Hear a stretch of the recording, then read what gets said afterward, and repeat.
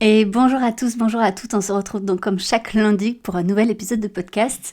Et comme tu le sais sûrement, eh bien pendant cet été, ce sont des épisodes un petit peu spéciaux. Les autres épisodes, avec une fois sur deux un invité, se reprendront en septembre. Mais pour cet été, eh bien, j'avais envie de parler d'optimisme. L'été dernier, j'avais proposé la saga estivale sur 8 épisodes avec quelque chose d'un peu plus dans la narration, de l'ordre de la narration, une petite histoire. Cette fois-ci, j'avais envie de développer la thématique de l'optimisme parce que je pense que c'est une thématique qui va bien avec l'été, avec le soleil, avec quelque chose de positif, quelque chose de ludique, quelque chose de plus léger. Et parce que je crois profondément que c'est quelque chose dont on manque et qu'on ne connaît pas à quel point ça peut nous changer la vie. On confond trop l'optimisme un peu naïf, là, tout beau, tout rose, je cale un sourire sur mon visage et tout va bien dans le meilleur des mondes. C'est absolument pas ça que moi je prône. C'est un optimisme vraiment lucide, en fait, prend en considération ce qui va et ce qui va pas, et retrouver de l'énergie pour continuer à faire face à ce qui va pas et en même temps apprécier ce qui va. J'ai donc développé des sous-thématiques de cet optimisme lucide dans chacun de mes épisodes sur cet été. Donc si tu les as pas écoutés, je t'invite à aller voir les épisodes précédents.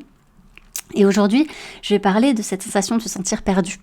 Tu sais, quand tu as la sensation d'être un peu dans ta vie, tu tournes en rond, ou tu sais pas où tu vas aller, tu perds du sens, tu te sens peut-être pas aligné.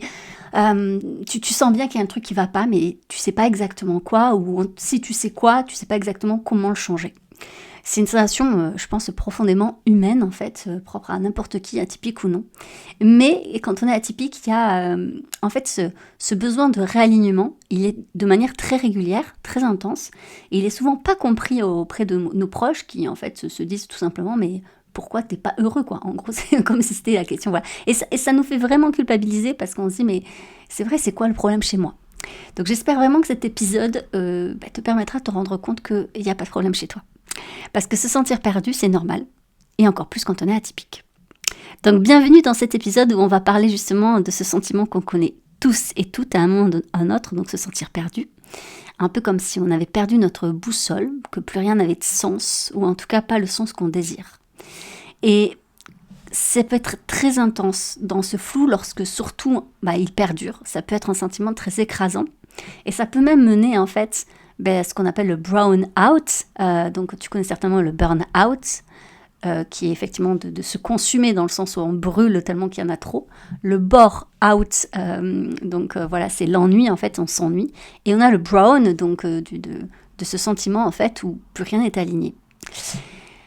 Et ces périodes-là, sache que moi aussi je les connais en fait. Je sais pas si ça peut te rassurer. Et des fois, si tu m'écoutes souvent, tu vas dire oh là là, genre elle gère tout. Mais c'est pas vrai, c'est pas du tout ça.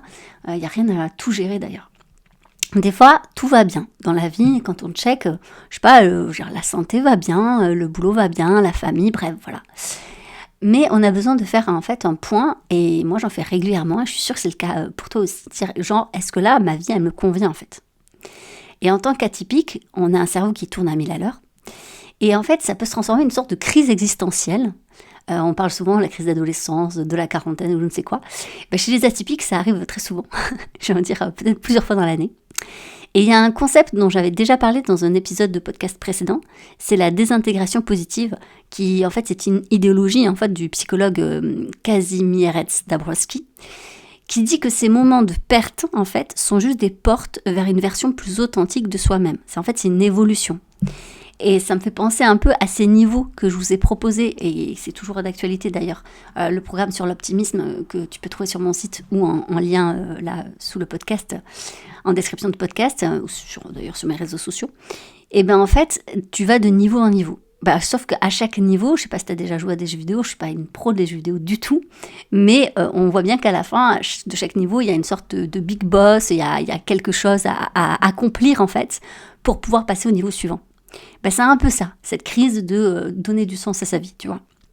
Donc je vais essayer de t'expliquer en fait dans cet épisode pourquoi c'est normal de se sentir perdu, comment ces crises sont quand même une chance et comment justement développer ton optimisme, ça va t'aider à retrouver ton chemin. D'où l'importance de développer encore une fois l'optimisme. T'as compris, c'est vraiment le leitmotiv de cet été. Donc la théorie de la désintégration positive. Alors, qu'est-ce que c'est? C'est une idée, du coup, donc développée, comme je te disais, par le psychologue Kazimierz Dabrowski, qui a étudié comment les crises intérieures mènent à la croissance profonde de tout individu. Imagine que ta vie, c'est une maison. Parfois, pour construire une version plus solide de la maison, plus belle aussi, il faut démolir certains murs.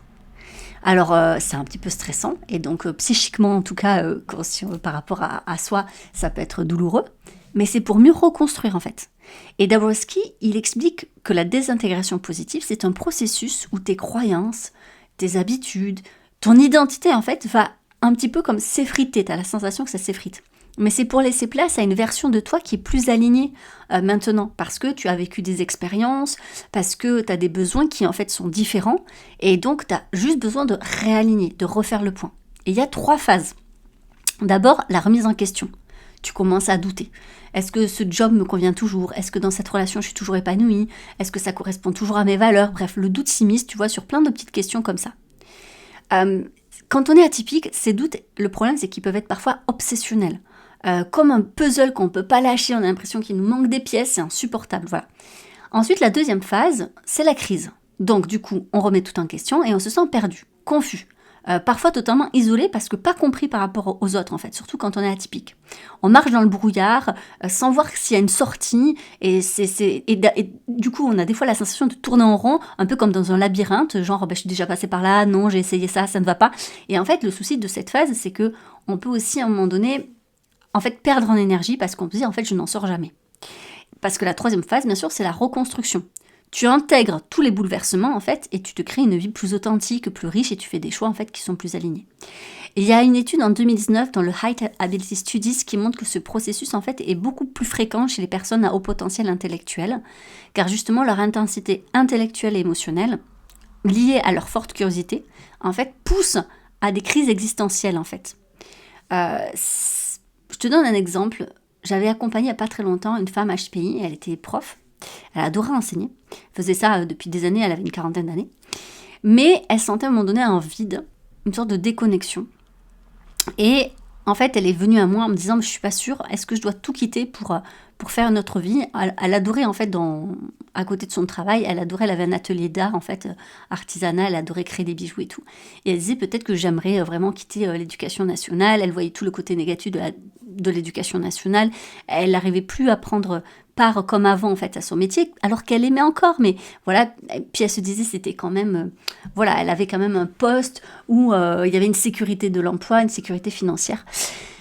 Et c'était vraiment ça c'est une crise, c'est une sorte de désintégration, parce que on va faire un travail, qu'on a fait en tout cas elle et moi, on va faire un appel on va essayer d'écouter ses aspirations profondes.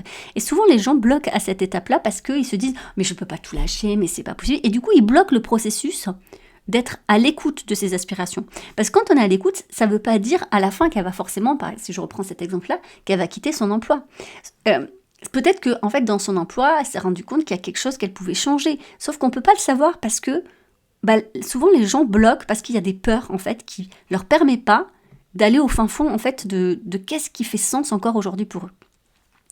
Il y a un livre de Patricia Lamar qui a vulgarisé, en tout cas qui a essayé de rendre accessible Dabrowski, et qui dit que se sentir perdu, c'est comme traverser un désert. C'est aride, mais c'est là où on trouve des oasis aussi Et on a tous vécu ça. Quand je me suis lancée dans l'entrepreneuriat, j'avais vraiment peur aussi, je doutais de moi, de tout.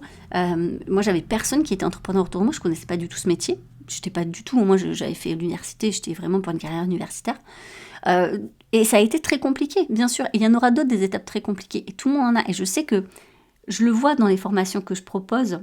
Là, en septembre, on va relancer la formation pour devenir accompagnant. Et chaque année, c'est la même chose. C'est une formation qui est longue, sur plusieurs mois. Et c'est une formation pour des gens qui n'ont pas de diplôme dans le domaine de l'accompagnement, mais qui ont envie de développer justement des compétences là-dedans, et notamment sur les atypies. Et donc, ils découvrent un peu tout ça. Et je sais à chaque fois qu'il y a tout ce processus de réflexion parce que ils doutent énormément d'eux-mêmes. C'est assez drôle comme ils se transfèrent les doutes les uns les autres aussi. Et comment je dois les accompagner à grandir par rapport à ça à se sentir plus responsable aussi. C'est-à-dire qu'à un moment donné, c'est une posture, c'est un mindset. Et je vois d'ailleurs les personnes qui réussissent suite à cette formation, ce sont des personnes qui ont justement travaillé ça et qui n'attendent pas que quelqu'un leur donne tout. Donc c'est tout un processus et c'est un marqueur de croissance Ces crises sont un marqueur de croissance. Donc essaie déjà de réfléchir à ces périodes où tout semblait vaciller, Prends quelques secondes pour réfléchir parce que je suis sûre que tu en as connu aussi. Le problème de ces crises, c'est que lorsqu'on est atypique, ça touche quasiment... En fait, c'est presque une crise identitaire. Il y a des gens, ils savent même plus qui ils sont. Le danger de ça, c'est que souvent, ils attendent d'un professionnel, lorsqu'ils vont demander de l'aide, parce que c'est pas toujours le cas, que le professionnel leur dise qui ils sont. Mais c'est pas possible, en fait. Le professionnel ne sait pas qui vous êtes. C'est pour ça que parfois, certains d'entre vous vont chercher à savoir, en fait, quelles atypies ils sont, pour que quelqu'un, enfin, puisse leur dire qui ils sont. Mais ça fonctionne pas comme ça. Alors, ces crises, c'est sûr que c'est un peu compliqué parce que c'est un peu les montagnes russes émotionnelles.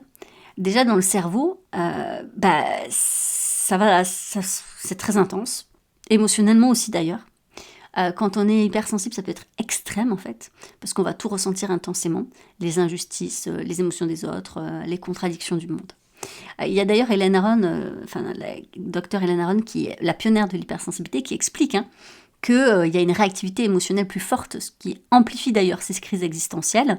Elle a publié une étude dans Personality and Individual Difference qui confirme que les hypersensibles sont plus enclins à remettre en question leur place dans le monde, dans le sens où ils se disent, est-ce que, en fait, ils veulent donner du sens à sa vie, à leur vie, et régulièrement ils vont se dire, est-ce que ma vie vaut le coup, est-ce que ma place dans le monde vaut le coup, qu'est-ce que je peux en faire, enfin voilà, c'est vraiment des questions qui arrivent très très très souvent chez les hypersensibles. Donc c'est un questionnement souvent incessant qui peut tourner en rond.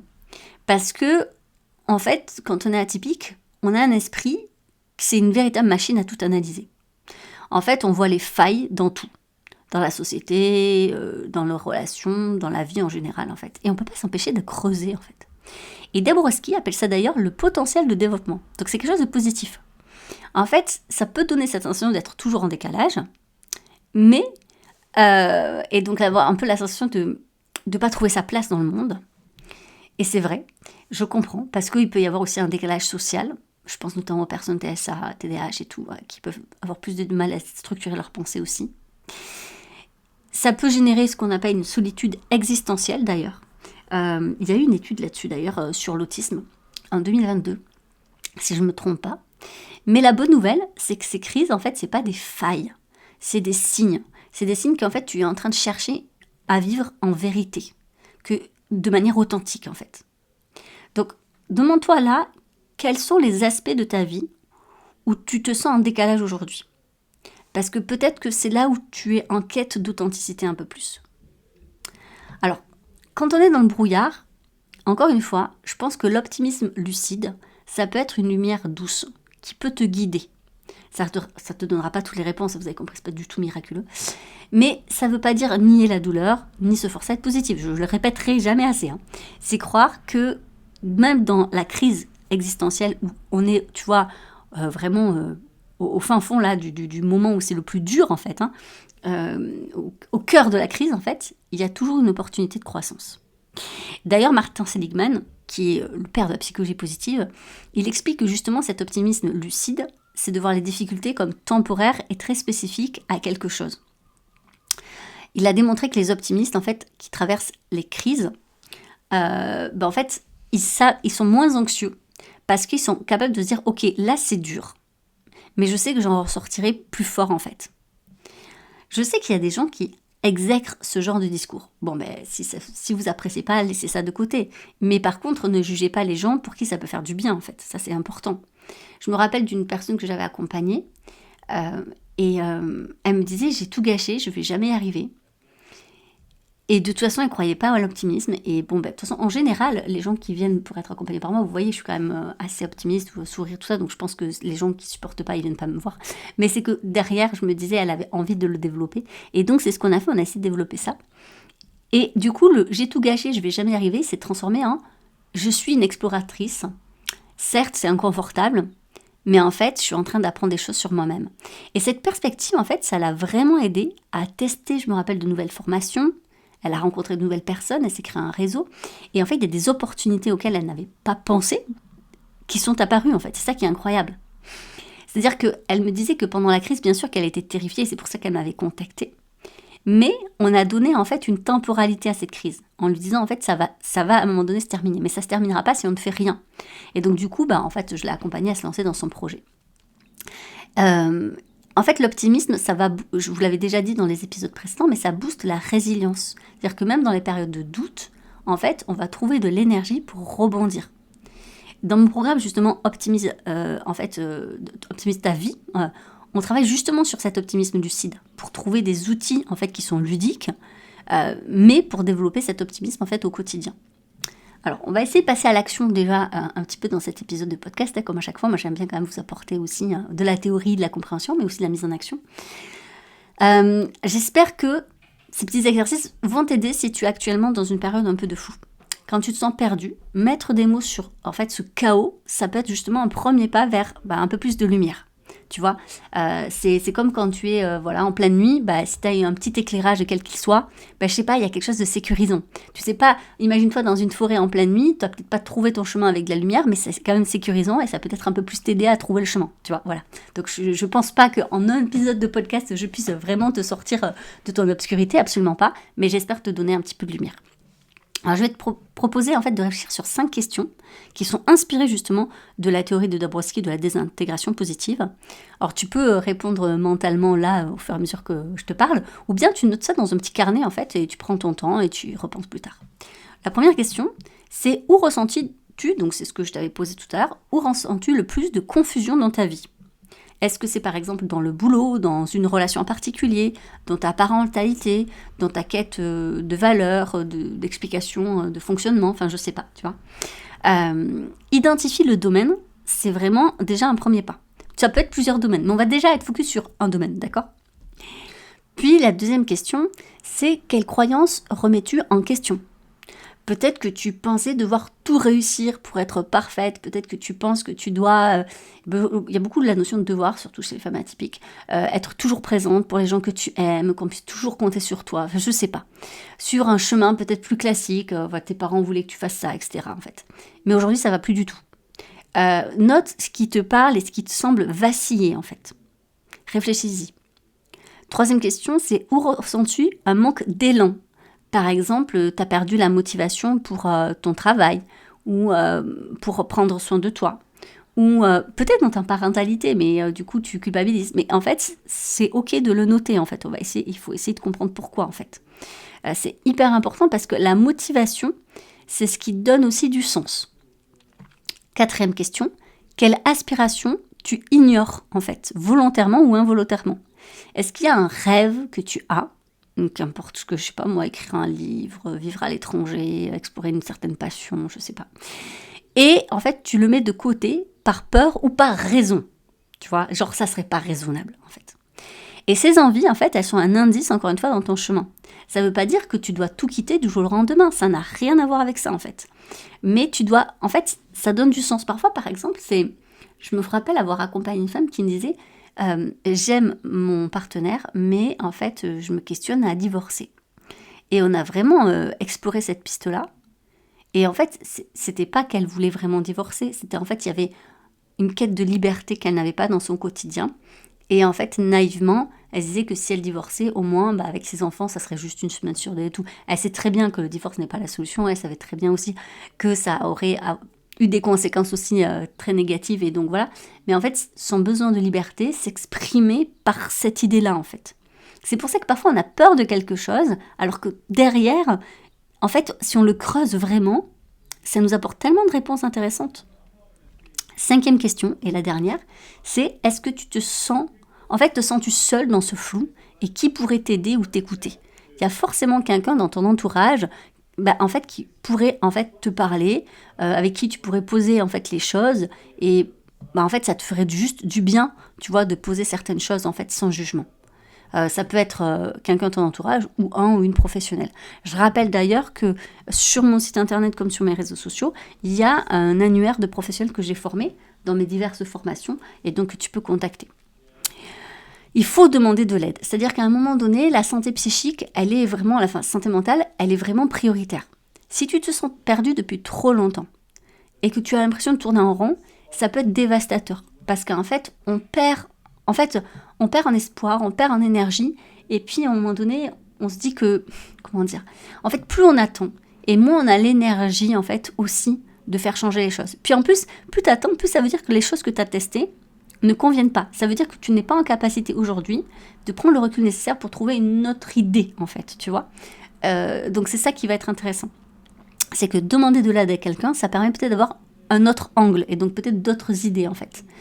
Et ce n'est pas être fort que d'être seul. Ça n'a rien à voir. Au contraire, je trouve que c'est d'une grande force de dire, ok, là, je connais mes limites, je vais demander de l'aide parce que, en fait, je dois aller trouver ce dont je n'ai pas, en fait. Je sais pas, c'est comme, on peut pas...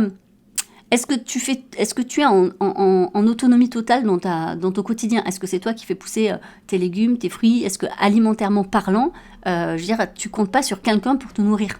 Je parle pas de quelqu'un qui fait la cuisine, mais je veux dire, est-ce qu'il n'y a pas quelqu'un, quelque part, qui, en fait, fait pousser les céréales pour que tu puisses manger ton riz ou tes pâtes? Tu vois ce que je veux dire? C'est la même chose, à un moment donné.